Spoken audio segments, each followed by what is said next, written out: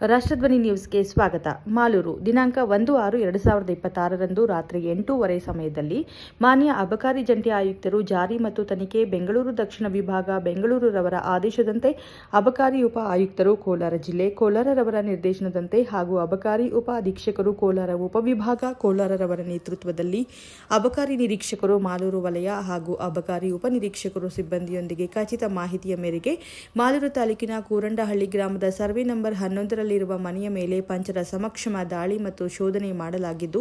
ಅಕ್ರಮವಾಗಿ ಮಾರಾಟ ಮಾಡುವ ಉದ್ದೇಶದಿಂದ 0.795 ಗ್ರಾಂ ಒಣಗಾಂಜಾವನ್ನು ಶೇಖರಣೆ ಮಾಡಿದ್ದು,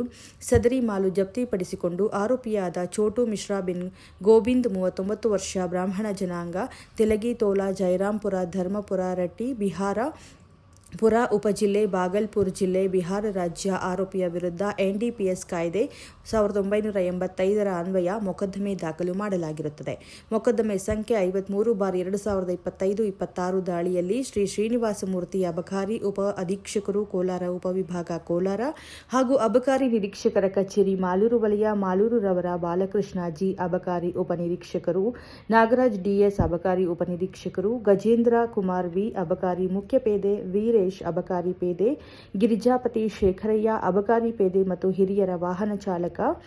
ವಾಸುದೇವ ಸಿಂಗ್ ಪಾಲ್ಗೊಂಡಿದ್ದರು. ಬಾಲಕೃಷ್ಣ ಜಿ ಅಬಕಾರಿ ಉಪನಿರೀಕ್ಷಕರು ಮಾಲೂರು ವಲಯ ಮಾಲೂರು ರವರು ಮೊಕದ್ದಮೆಯನ್ನು ದಾಖಲು ಮಾಡಿರುತ್ತಾರೆ.